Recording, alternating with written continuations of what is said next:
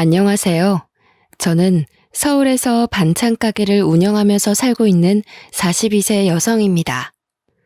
운명의 장난이란 말처럼 착하고 성실한 남편을 만나 결혼을 하고 남부럽지 않게 살았는데 불과 5년 만에 모든 것이 끝장나 버렸고 악몽 같은 일을 감당해야만 했습니다. 그때부터 제 인생은 나락으로 떨어져서 가시밭길을 헤치고 모진 고생을 하면서 살아야 했죠. 그 당시만 해도 깜깜한 터널 속에 들어선 것처럼 어둠밖에 보이지 않았습니다. 제 인생은 여기서 끝이 났고 더 이상 희망이 없다는 생각이 들어서 자포자기 상태에 빠졌는데 누군가의 도움으로 새로운 인생을 살게 되는 기적 같은 일을 겪게 되었는데요. 몇 년이 지난 일이지만 그 끔찍한 시간을 어떻게 견뎠는지 신기할 따름입니다. 그때의 경험으로 저는 이런 확신을 가지게 되었습니다. 인생이란 고진감래처럼 모진 고생도 언젠가는 끝이 나고 행복도 어느새 찾아오는 법이죠. 하루하루 사는 게 힘들고 지친다고 생각하는 여러분들에게 제가 어떻게 죽을 고비를 넘기고 구사일생으로 살아났는지 믿기지 않는 영화 같은 경험을 들려드리기 위해 글을 올립니다. 저희 부모님은 트럭을 몰고 다니면서 채소 파는 일을 하셨습니다. 새벽에 농산물 시장으로 나가서 각종 야채를 받아서 거래를 하는 식당에 대주셨고 오후에는 아파트나 주택가를 돌면서 주부들을 상대로 장사를 하셨어요. 부모님이 워낙 부지런하고 남을 속이는 법이 없으셨습니다.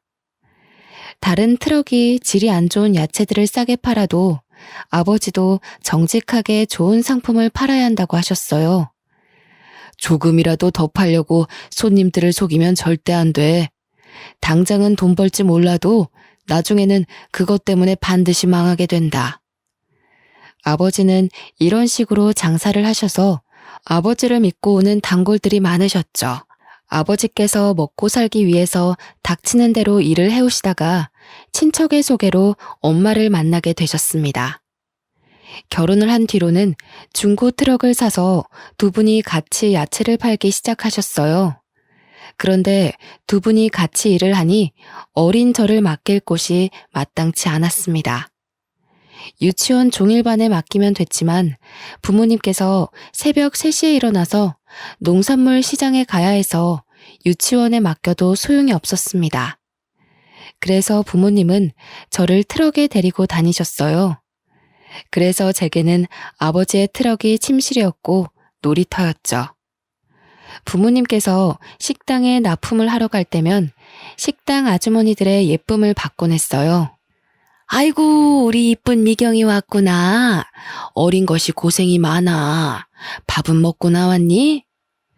단골 식당에 들리면 식당 아줌마들께서 저를 아주 예뻐해 주셨어요. 제게 요구르트나 귤 같은 걸 챙겨주시면서 기특하게 바라봐 주셨죠. 그 중에서도 7년째 단골인 부부가 같이 식당을 운영하는 곳이 있었습니다. 그 식당 주인을 만나게 된 계기도 참 특별했죠. 부모님이 채소를 팔아보려고 식당마다 찾아다니면서 고정적으로 거래해보자고 부탁할 때였습니다. 사장님, 채소 거래하는 곳 없으면 저희가 싸게 드릴게요. 제일 좋은 물건만 드릴 테니까 한 번만 거래해보세요. 아유, 갑자기 와서 왜 그러세요? 우린 채소 대주는 사람이 따로 있어요. 대부분의 식당은 거래처가 있다는 이유만으로 거절했는데 그 식당 주인은 첫 만남에서 흔쾌히 채소를 받겠다고 수락했습니다. 오, 안 그래도 거래처 좀 찾으려고 했는데 야채를 아주 좋은 걸로 골라오셨네. 좋아요. 계속 가지고 오세요. 주인 아저씨 말로는 시장에 직접 나가서 채소를 사고 있었다고 합니다. 마침 고정적으로 대주는 거래처를 찾고 있었는데 저희가 나타난 거죠. 아버지가 가지고 온 물건이 마음에 든 아저씨는 아침마다 시장에 가지 않고 아버지를 믿어보기로 했습니다. 그렇게 시작된 거래가 7년이 넘게 이어지고 있는데요. 그 식당 주인 부부는 아주 좋으신 분들이었습니다. 저를 보면 늘 사탕이나 과자를 챙겨주었고 가끔씩 용돈을 주기도 하였습니다. 그럴 때마다 저희 엄마가 급하게 말려보았지만 소용없었죠. 어이구, 사장님, 그러지 마세요. 애 버릇 나빠져요. 아니에요. 내 딸 같아서 그래요.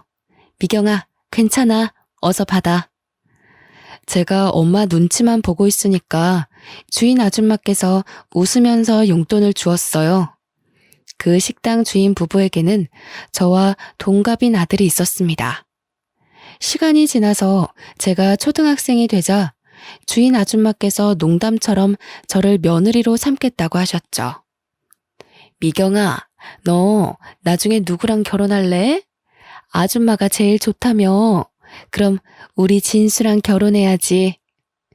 네, 전 진수랑 결혼할 거예요. 결혼해서 진수랑 아줌마랑 같이 살래요. 어린 마음에 결혼한다는 의미도 잘 모르고 하는 소리였죠. 그럴 때마다 진수가 부끄러워하면서 아주머니 뒤에 숨어 있었는데요. 장사를 하는 부모님 영향을 받아서 그런지 저는 낯을 가리지 않았지만 진수는 아니었습니다. 부끄러움이 많았고 저를 좋아하는 것 같아 보였지만 늘 수줍어하면서 아무 말도 못했어요. 진수의 소극적인 성격은 고등학생이 되자 더 심해졌습니다. 나이를 먹을수록 서로 마주쳐도 피하는 지경에 이르자 제가 먼저 다가가 보려고 노력했습니다. 진수야, 요즘 톡 못 봤는데 잘 지냈어? 오랜만에 마주쳤길래 제가 웃으면서 진수에게 인사를 했죠. 그런데 진수가 얼굴을 붉히면서 도망가 버렸습니다. 그 모습을 본 아줌마도 어이없는 표정을 지으셨는데요. 어이구, 사내 놈이 저렇게 숫기가 없어서 어째.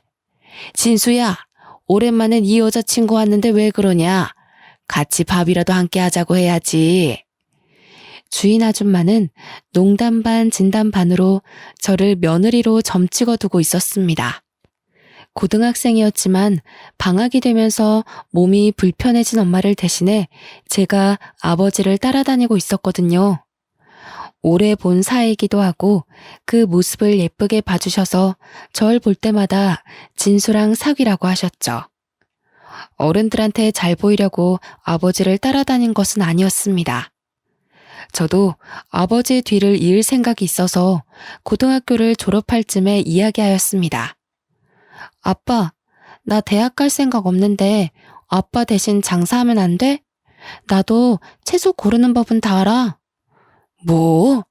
말도 안 되는 소리 하지 마. 전문대라도 갈 생각을 해야지. 20살도 안 된 기집애가 장사는 무슨 놈의 장사야?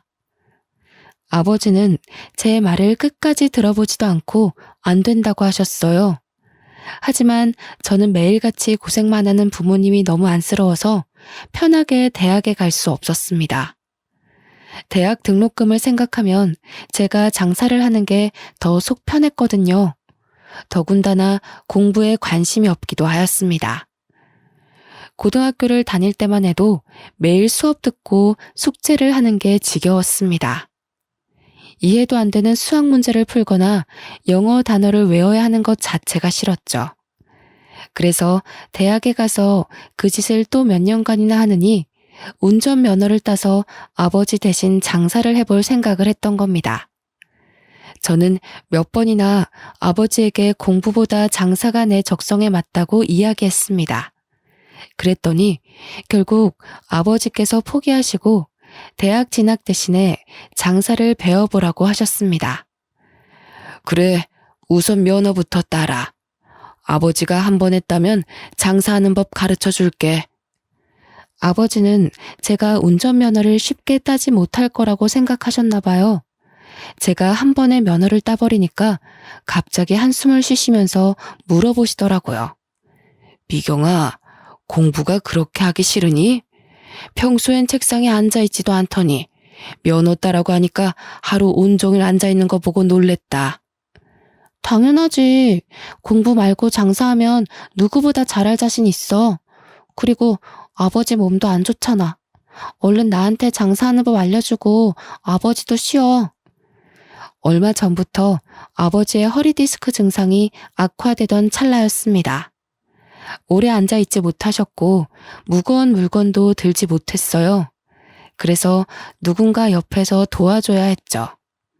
엄마도 무릎이 좋지 않은 상태라서 저밖에 나설 사람이 없었는데요. 제가 면허도 한 번 했다고 아버지를 열심히 도와드려서 그런지 아버지께서 제 대학 이야기를 더 이상 꺼내지 않으셨습니다.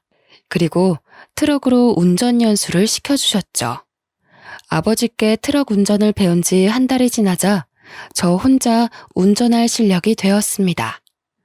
아버지도 저를 믿고 운전대를 완전히 넘기셨어요. 배우는 게 빠르네. 네 말대로 넌 장사꾼 체질인 것 같다. 그치? 내가 뭐라 했어. 나 대학 가면 큰일 날 뻔했다니까. 아버지께 인정받게 되니까 신이 나서 더 적극적으로 장사를 했던 것 같습니다. 그래서 그 뒤로 아버지를 대신해서 제가 채소 장사를 하게 되었어요.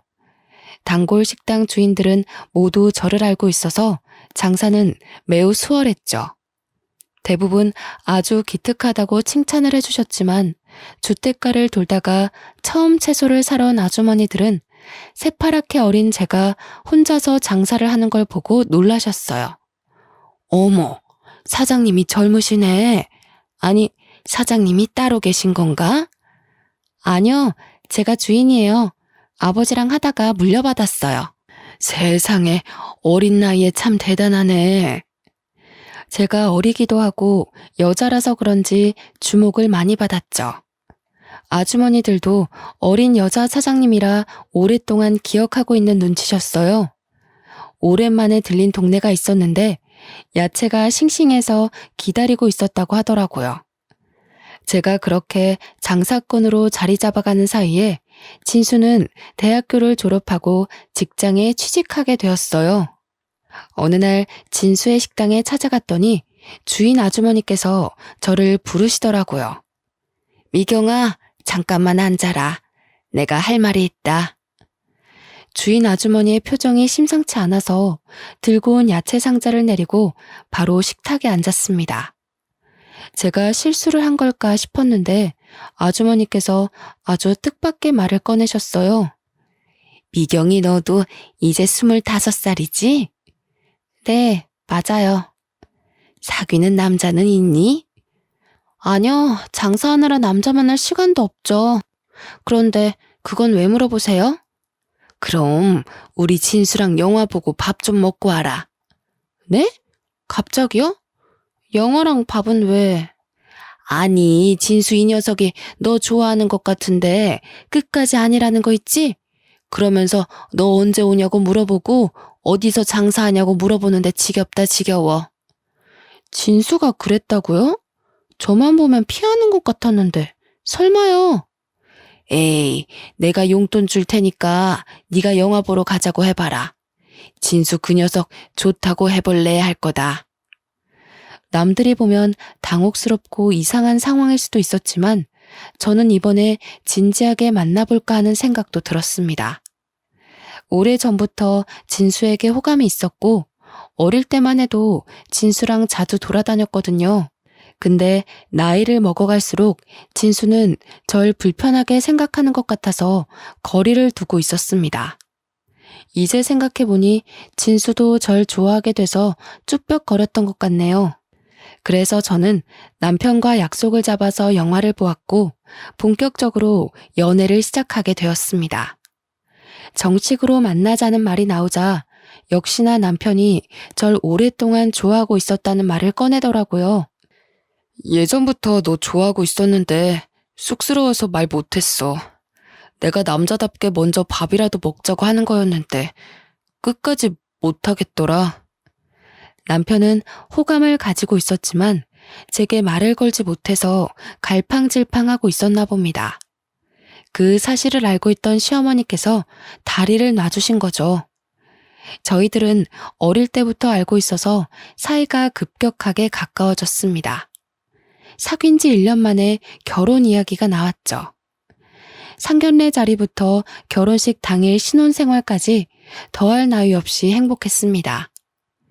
20년 넘게 알고 지내서 친부모나 다름이 없는 시부모님과 같이 사니 시댁살이가 아니라 제 친정에 남편이 들어와서 처가살이 하는 것 같더라고요. 제가 집안일이라도 하려고 하면 시어머니가 다가와 말린 적도 있었습니다. 아유, 방금 장사하고 들어온 애가 무슨 설거지야. 넌 가서 좀 쉬고 있어라. 설거지는 내가 하마. 아니에요, 어머님. 제가 할 테니까 어머님이 쉬세요. 네 시아버지가 보면 며느리 부려먹는다고 욕정낸다. 어서 들어가서 쉬고 있어. 여자 혼자 장사를 하는 것도 걱정을 많이 하셔서 장사도 접게 되었습니다. 시부모님의 식당 일을 돕게 됐는데 장사 일보다 수월했어요. 저를 언제나 딸같이 챙겨주시는 것은 물론 야채 파는 일보다 돈을 많이 벌었으니까요.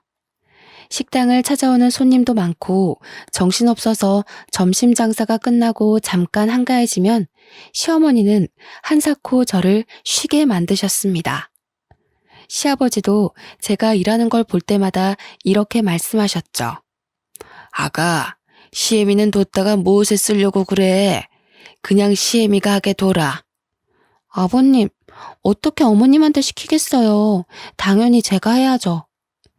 제가 끝까지 테이블 닦는 일을 하고 있으니까 시아버지가 시어머니를 불러서 시키셨어요. 남들은 시집살이 때문에 힘들어 하던데 저는 결혼 후가 훨씬 더 편했습니다. 천국에서 사는 것처럼 편하고 행복했죠. 남편도 제 속을 썩이지 않았습니다. 저밖에 모르는 가정적인 남자였거든요. 그래서 5년 동안 그 흔한 말다툼 한 번 하지 않고 늘 웃으면서 지냈습니다. 그런데 꿈 같은 결혼 생활도 금방 끝이 나고 말았습니다. 하루아침에 박살나고 말았죠. 퇴근을 하던 남편이 교통사고를 당해서 허망하게 세상을 떠나버린 겁니다. 음주운전을 하던 승용차가 중앙선을 넘어와서 남편 차와 정면 충돌했다고 하더군요. 그 사고로 가해 차량 운전자도 목숨이 위태로울 정도로 크게 다쳤고 남편은 그 자리에서 사망하고 말았어요. 남편의 사망 소식을 들은 시어머니는 그 자리에서 혼절하고 마셨습니다. 애지중지 키운 외동아들이 세상을 떠나서 저보다 더한 충격을 받으신 것 같았는데요. 그런데 더 나쁜 일은 일어났습니다. 병원에서 겨우 의식을 회복한 시어머니께서 뇌졸중 증상을 보이신 것이었습니다. 말을 제대로 하지 못하고 오른쪽 편마비가 와버렸죠. 남편을 떠나보내고 정신을 추스를 겨를도 없이 시어머니까지 쓰러지자 하늘이 무너질 것 같았습니다. 하지만 저까지 정신줄을 놓고 있을 수 없었습니다. 아버님께 식당을 맡기고 저는 병원에서 숙식을 하면서 시어머니를 돌봐드렸습니다. 아버님도 식당 문 닫을 시간에 병원 앞을 찾아오셔서 제게 힘을 북돋아 주셨죠. 아가, 하늘이 무너져도 절대 용기를 잃거나 포기하면 안 된다. 같이 이겨내자. 식당 쉬는 날에도 병원에 들리셔서 제 손을 잡고 미안하다는 말을 하셨어요. 저와 시아버지는 용기를 잃지 않고 버텼지만 시어머니는 점차 힘을 잃어가고 계셨습니다. 아들을 잃은 후로 실어증에 걸린 사람처럼 말이 없었고 몸이 말을 듣지 않는 지경에 이르자 살아야겠다는 의지를 놓아버리신 것 같았죠. 결국 저희 어머님은 병원에 입원한 지 6개월 만에 돌아가시고 말았습니다. 어머님까지 돌아가시자 정말 눈물밖에 나오지 않더군요. 이제 의지할 사람이라고는 시아버지밖에 없었습니다. 그런데 시어머니 장례식을 치르고 보름이 지나자 아버님께서 놀라운 말을 꺼내셨어요. 안 사람도 죽었는데 네가 계속 내 곁에 있어봤자 뭐하냐. 너도 더 늦기 전에 재혼해라. 내가 좋은 자리를 알아놨다. 아니, 아버님, 그게 무슨 말씀이세요? 재혼을 하라뇨. 저는 아버님 모시고 계속 살 거예요. 아니다. 네가 없어도 나는 혼자 잘 살 수 있다. 괜히 너까지 발목 잡혀서 과부로 지내게 할 수는 없어. 네가 재혼 안 하면 혼자 남은 며느리 끼고 사는 고약한 시애비라고 욕할 거야. 그러니까 좋은 사람 만날 준비부터 하거라. 아버님께서 적당한 재혼 자리까지 알아놓으셨다면서 고집을 피우셨어요. 저는 싫다고 했지만 시아버지가 재혼식이 놓쳐서 나중에 후회하지 말라는 말까지 꺼내셨죠.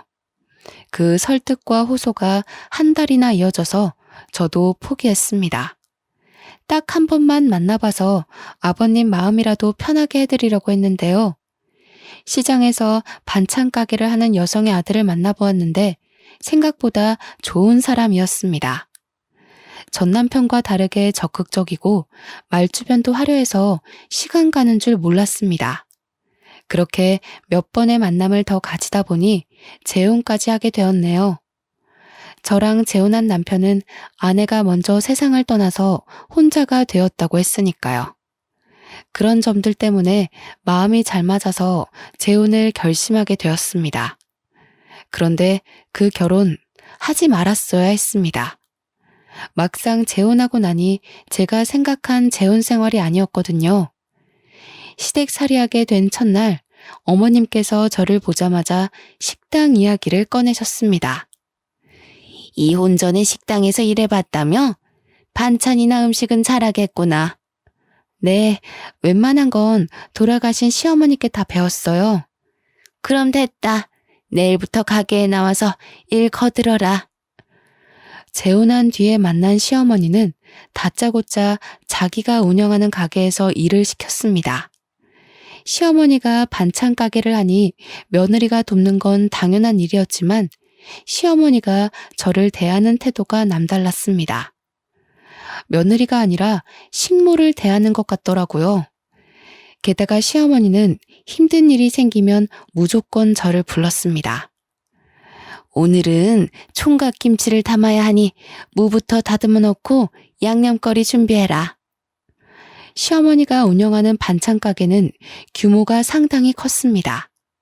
장사도 잘 되는 편이라서 매일같이 김치를 담아야 했고 여러 가지 반찬거리를 준비하느라 채소를 다듬어야 했어요.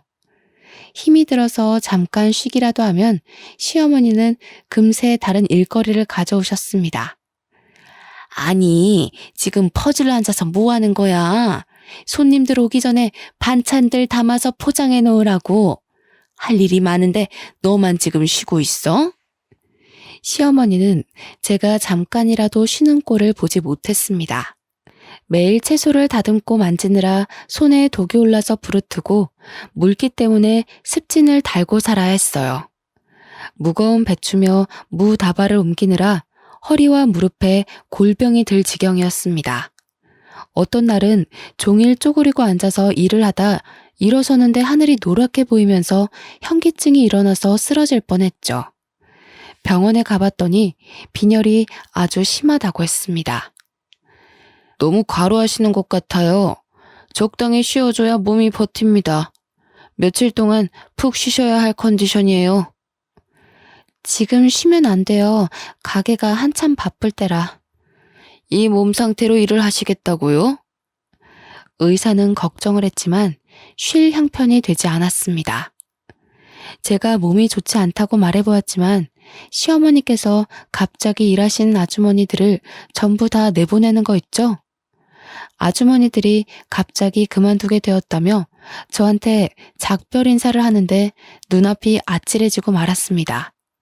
그래서 아주머니에게 인사할 겨를도 없이 곧장 어머님께가 하소연했는데요. 어머니, 아주머니들 전부 다 내보내면 일은 누가 해요? 그러자 시어머니께서 어이없는 표정으로 저를 내려다보시더군요. 누가 하기는 누가 해? 네가 해야지. 멀쩡한 일꾼 놔두고 왜 돈 아깝게 사람을 쓰니? 안 그래도 자르려고 했는데 네가 하도 엄살 피우길래 며칠 더 데리고 있었던 거다. 그 말을 듣는 순간 정말 기가 막혀서 예의 차릴 생각도 들지 않았습니다. 그래서 평소랑 다르게 버럭 소리를 지르고 말았죠. 어머님, 정말 너무하세요. 가게 일 시작한 후로 빈혈도 심해지고 허리도 안 좋아서 쉬어야 한다고 했잖아요. 그런데 갑자기 이러시는 게 어디 있어요? 원래 의사들 말은 믿을 게 못 된다. 돈이나 벌려고 멀쩡한 사람 환자로 만드는 것들이야. 딱 봐도 아파 보이지도 않더만.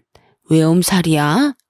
잔말 말고 어서 시킨 일이나 해. 시어머니는 제가 아프고 힘들어서 죽을 것 같다고 해도 꾀병 부리지 말라고 하셨습니다. 그래서 혼자서 산더미처럼 쌓인 야채를 다듬고 양념을 해서 장사 준비를 해야 했죠. 아침 일찍 가게 문을 열고 채소를 다듬을 때마다 눈물이 저절로 쏟아졌고 시아버지 생각이 절로 들었습니다. 결국 참지 못하고 시아버지께 전화드린 적도 있었는데요. 얘야, 많이 힘들지?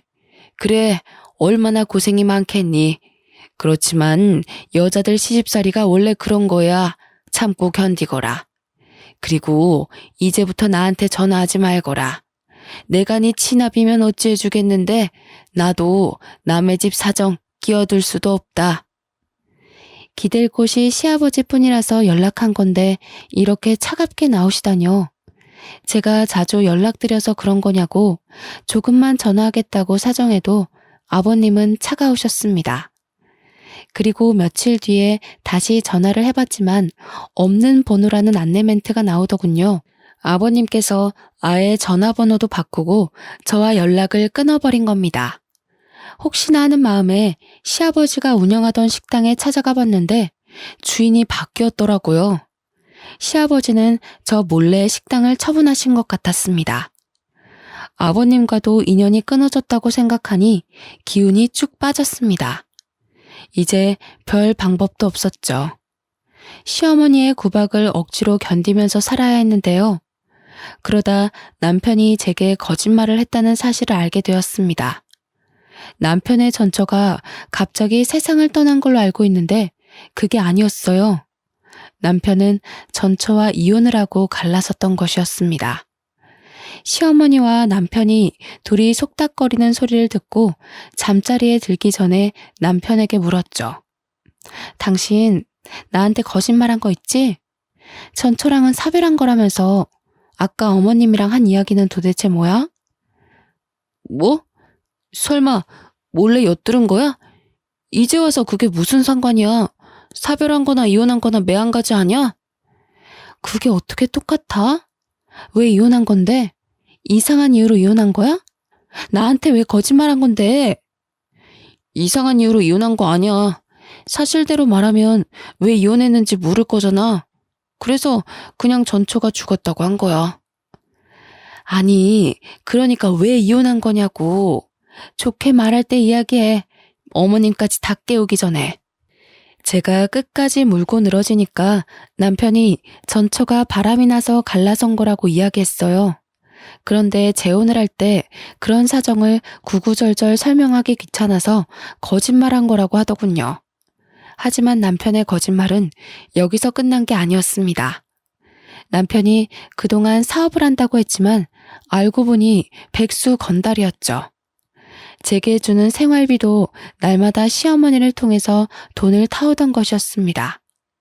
남편이 평소처럼 출근한다고 해놓고 나갔는데 핸드폰을 놔두고 갔길래 급히 남편을 따라간 적이 있었습니다. 그런데 남편이 PC방에 들어가더니 안 나오더라고요. 혹시나 해서 따라갔더니 남편이 컴퓨터 게임을 하고 있었습니다. PC방 알바생한테 남편에 대해 물으니 단골 손님이라고 하더군요. 딱 봐도 일하러 간다고 해놓고 매일 여기로 온 것 같아 저도 참다 못해 폭발하고 말았습니다. 당신 여기서 지금 뭐 하고 있는 거야? 설마 매일 여기 와서 게임하다가 온 건 아니지? 내가 무슨 거짓말을 했다고 그래. 지금도 사업 준비 중이야. 여기는 어쩌다 한번 온 거라고. 그럼 나한테 말을 해야지. 당신 이혼도 그렇고 도대체 왜 날 속이는 거야?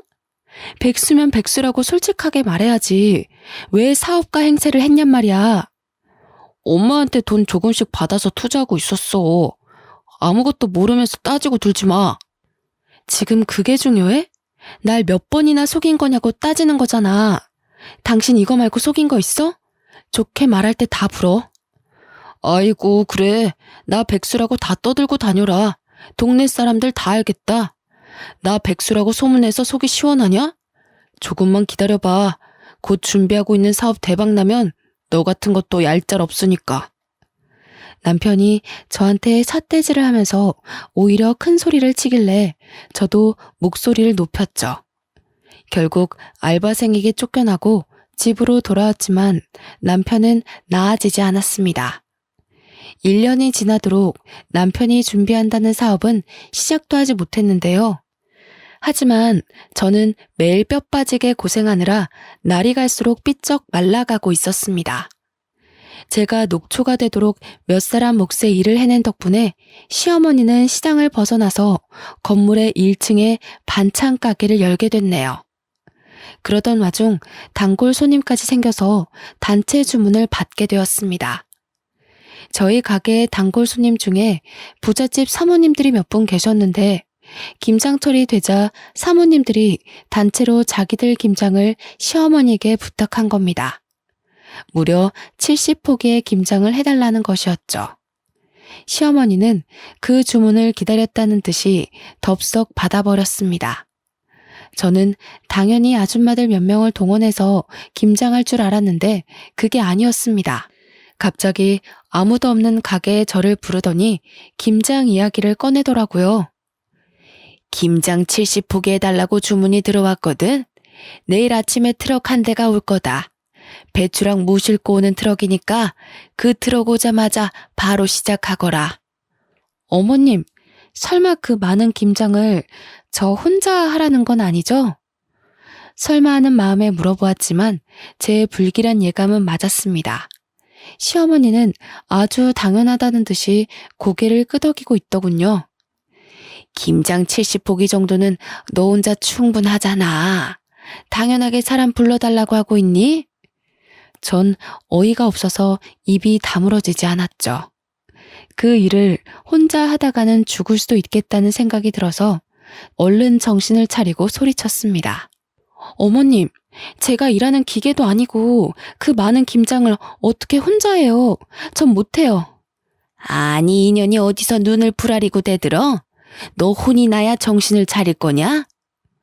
어머님께서 앙칼진 목소리로 고함을 지르더니 갑자기 제 뺨을 때렸습니다. 그 뺨을 맞는 순간 제 정신도 번쩍 들었죠. 왜? 이제 정신이 좀 드냐? 어느 집안 며느리가 시어머니한테 대들어? 한 번만 더 대들었다간 다리를 분질러 버릴 거야. 기가 막히고 분했지만 충격을 너무 심하게 받아서 눈물조차 나오지 않았습니다. 마음 같아서는 당장 짐 싸들고 친정으로 가고 싶었지만 그럴 수도 없었죠. 부모님 두 분 다 건강이 좋지 못해서 병원에 계셨기 때문입니다. 아무리 힘들어도 몸이 아픈 부모님께 상처를 주고 싶지 않았습니다. 그래서 몰래 눈물을 흘리며 잠도 자지 못하고 밤을 지새웠는데요. 다음 날이 되자 김장거리를 실은 트럭이 왔습니다. 날씨는 거의 한겨울처럼 매서운 바람이 불었죠. 저는 꽁꽁 언 손을 입김으로 불어가면서 배추를 다듬기 시작했습니다. 그런데 아무리 해도 끝이 보이지 않더군요. 이를 악물고 부지런히 손을 눌려봐도 배추가 줄어들지 않았습니다. 몸은 점점 아파오고 손이 얼어붙어서 감각이 점점 없어지고 있었습니다. 그러다가 무거운 양동이를 들어 올렸는데요. 그 순간 눈앞이 캄캄해지면서 의식을 잃고 말았습니다. 겨우 정신을 차리고 눈을 떠보니 병실에 누워있더라고요. 제 옆에는 낯익은 분이 앉아 계셨습니다. 온화하면서 따뜻한 눈빛으로 쳐다보길래 순간 누군가 싶었죠. 멍하니 그 얼굴을 바라보고 있는데 순간 시아버지라는 생각이 들었습니다. 아버님. 아가, 이제 정신이 드냐? 3년 동안 연락이 끊어져서 무척이나 반가웠어요. 그땐 저를 차갑게 내친 것은 기억도 나지 않고 말도 없이 사라진 것도 떠오르지 않았습니다. 그저 아버님을 만났다는 생각만으로 기운이 나서 시아버지의 손을 꾹 잡았는데요.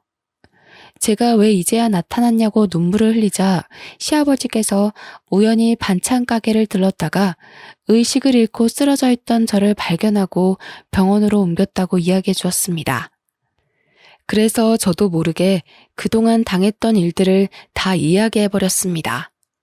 아버님께서 제 이야기를 듣고 가만히 고개를 숙이고 있더니 몇 번이나 한숨을 내쉬더군요. 정말 막대 먹은 사람이구나. 며느리한테 이런 짓을 하다니. 난 그것도 모르고 이제 남남이라고 내쳤으니 말이다. 널 볼 면목이 없다. 시아버지는 제가 어떤 취급을 받으면서 지내는지 나중에 알게 되었다고 하셨어요. 재혼해서 잘 살 거라고 생각했는데 단순한 시집살이를 넘어서서 못된 시어머니와 백수건달인 남편을 만났다는 사실을 알고 급하게 저를 찾아오신 거였죠. 정말 미안하다. 믿을 만한 사람이라서 너한테 소개시켜 준 건데 이렇게 될 줄 몰랐다. 멀쩡히 잘 사는 애를 괜히 재혼시켰다. 내가 잘못했어. 아버님께서 눈물을 흘리시길래 저도 같이 눈물을 흘렸습니다. 그날 하루 온종일 울었던 것 같네요. 시어머니는 다음 날이 돼서야 병원에 오셨습니다. 그리고 제게 김장 걱정부터 꺼내는 거 있죠? 아니, 세상에 김장하다 말고 퍼질러 누워있으면 어쩌자는 거야? 보니까 멀쩡하네. 당장 일어나서 김장하러 가. 그때 잠깐 병실 밖에 나갔다 들어온 시아버지께서 시어머니를 보셨습니다. 저를 다그치는 모습을 보고 대뜸 소리를 치기 시작했죠. 김 여사, 지금 뭐 하는 거야? 당신 때문에 일하다 혼절한 애한테 무슨 말 같지도 않은 소리를 하고 있어. 깜짝 놀란 시어머니는 시아버지를 보더니 바로 고개를 숙였습니다. 아이고, 건물주님이 여길 어떻게 오셨어요? 건물주라니. 시어머니가 아버님께 쩔쩔매는 걸 보고 깜짝 놀라고 말았습니다. 시어머니가 하는 말을 들어보니 아버님께서 저희 반찬 가게가 새 들어가 있는 건물 주인인 것 같더군요. 당신 그렇게 안 봤는데 인간이 아니구만. 당장 내 건물에서 나가. 아이고, 제발 살려주세요. 저희 며느리 생각해서 싸게 세 주시기로 했잖아요. 계약서 썼으면서 왜 그러세요? 시아버지의 불호령에 시어머니가 사색이 돼서 싹싹 빌었습니다. 시어머니가 유독 아버님께 약한 이유가 있었습니다. 아버님께서 월세만 싸게 해주신 것이 아니라 시어머니에게 돈까지 빌려줬더라고요. 아버님이 5천만 원짜리 보증금을 대신 내줬는데 시어머니는 몰래 저를 못 살게 굴었던 거죠. 아버님은 은혜도 모르는 년이라고 시어머니를 건물에서 쫓아내겠다고 하셨습니다. 물론 5천만 원도 당장 달라고 소리치셨는데요. 어머님이 그 소리를 듣고 허리를 몇 번이나 숙이며 사과를 하고 있었습니다. 아유, 죄송합니다. 며느리가 꾀병 부리는 줄 알았어요. 다 나을 때까지 설거지도 안 시킬 테니까 이번만 어떻게 봐주시면 안 될까요? 그럼 지금 가서 김장 다 하고 오세요. 그러면 쫓아내진 않을 테니까. 네? 그걸 어떻게 혼자서 해요? 며느리는 젊어서 그렇지 저는 나이 먹을 대로 먹었고. 딱 봐도 우리 며느리 아픈데 일 시켰구만. 싫으면 당장 짐 싸서 나가세요. 아니에요. 할게요. 할 거니까 기다려주세요. 시어머니가 병원을 나서니까 아버님도 감시해야겠다며 따라 나서더군요. 시어머니는 시아버지의 감시하에 혼자서 70포기의 김장을 담아야 했습니다. 몸살이 나서 사흘 동안 알아누웠다는 말을 전해 듣고 어찌나 속이 시원하던지요. 게다가 다시 병문안을 온 시아버지께서 충격적인 소식을 이야기해 주셨습니다. 내가 3년 만에 널 찾아온 이유가 있다. 나한테 남은 시간이 별로 없어서 유언이라도 남기고 싶었어. 유언이라뇨? 도대체 그게 무슨 말씀이세요? 한 달 전에 시한부 판정을 받았다. 몇 개월 안에 죽을 거라고 하니까 너밖에 생각나지 않더라. 네가 힘들게 살고 있다는 사실도 늘 마음에 걸렸는데 잘 된 일이지. 제가 놀라서 얼굴이 새하얗게 질렸는데도 아버님께서 태연하게 웃어 보이셨습니다. 시아버지는 저와 연락을 끊은 뒤에 식당을 처분하고 30년 넘게 모은 재산을 모두 털어서 건물을 사셨다고 했어요. 그 뒤로도 계속해서 쉬지 않고 일을 했는데 전부터 피곤하고 몸이 좋지 않았다고 합니다. 하지만 나이가 들면서 생기는 자연스러운 현상이라고 생각하고 별 생각 없이 넘겼다고 하죠. 어느 순간 숨쉬기가 어렵고 기침이 갑자기 나는 일이 많아진 것도 모자라 얼마 전에는 피를 토하셨다고 해요. 그래서 병원에 가보니 폐암 말기 판정을 받았다고 합니다. 수명이 길어야 1년 정도밖에 안 남았다는 말을 듣고 아버님께서 모든 걸 내려놓고 절 찾아오셨습니다. 어차피 내가 죽으면 나한테 남은 재산 너한테 주려고 했다. 내가 낳은 자식은 아니지만 널 생각하면 늘 애틋해. 친딸처럼 내 곁에 두고 오순도순 지내는 거였는데 왜 결혼을 시켰을까 후회만 가득하구나. 아가, 진심으로 미안하다. 아버님이 저를 이렇게까지 특별하게 생각할 줄은 몰랐습니다. 게다가 아버님께서 충격적인 소식을 한 가지 더 알려주셨습니다. 바로 남편이 저 몰래 내연녀를 만나고 있다는 사실이었죠. 사업을 준비한다는 건 새빨간 거짓말이었고 시어머니께 탄 돈으로 내연녀와 동거를 하고 있었던 것입니다. 시어머니도 그런 사실을 알고 있었지만 저를 며느리가 아니라 그냥 막 부려먹는 식모 정도로 생각하고 있어서 아까우셨나 봅니다. 행여나 이혼해서 노예 하나 사라질까봐 입 다물고 있었던 거죠. 제가 그 사실을 전해 듣고 시어머니를 찾아가 따지니 어머님이 그제서야 제게 사과의 말을 건넸습니다. 얘야, 누구나 실수하는 법이야. 어쩌다 너한테 못할 짓 했지만 한 번만 용서해다오. 나까지 널 속이고 있어서 미안하다. 아니, 내가 말하려고 했는데 우리 아들이 또 이혼할까봐 그랬어. 좀 이해해다오. 시어머니는 엎드려서 남편의 잘못을 용서해달라고 빌었지만 그것 역시 거짓말이란 사실을 아주 잘 알고 있었습니다. 그래서 저는 법의 힘을 빌려서 그동안 제가 당한 만큼의 대가를 받아냈어요. 전 시부에게 빌렸던 5천만 원과 남편의 바람에 의한 이혼 소송까지 진행해서 시댁은 총 7천만 원을 뱉었어야 했는데요. 돈이 없으니 대신 위자료로 일단 반찬 가게를 준다고 하길래 반찬 가게를 제가 가져올 수 있었습니다.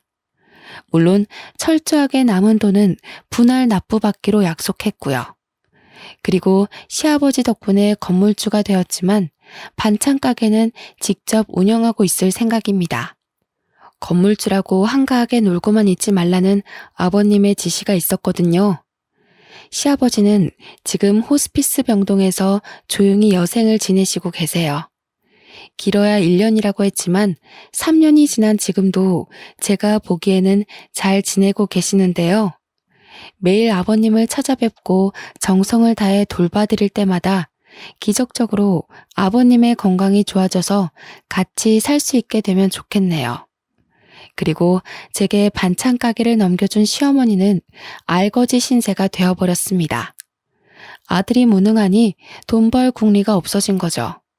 겨우 장만한 반찬 가게를 제게 넘겨주고 생계가 막막해졌는지 어느 날 갑자기 저를 찾아오기도 하였습니다. 얘야, 이렇게 찾아와서 미안하다. 내가 돈이 없어서 그런데 조금이라도 빌려주면 안 되니? 돈 빌려주면 갚을 수 있으세요? 차라리 제 가게에서 일하세요.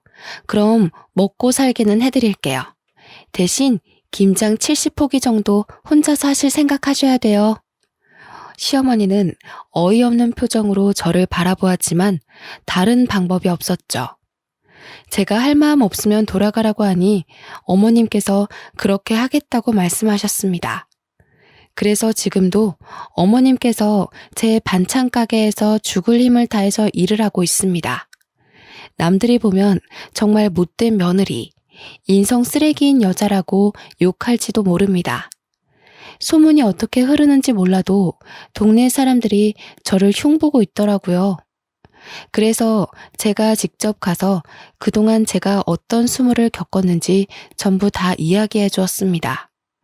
그 뒤로 동네 사람들이 어머님을 보는 눈빛이 달라졌습니다.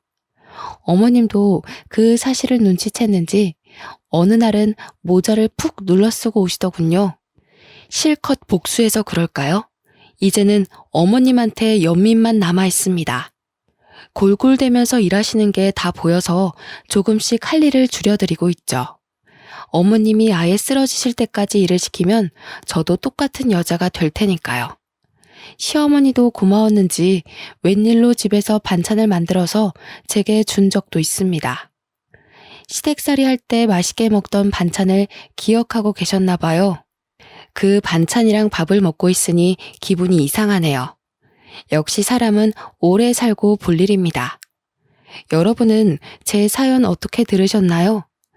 저보다 더 힘들게 사신 분들도 계실 테지만 아픔을 견뎌낸 이야기를 공유하고 싶어서 이렇게 사연 글을 보내봅니다. 여러분들은 부디 이런 아픔 없이 무던한 인생을 보내시길 바랍니다. 감사합니다.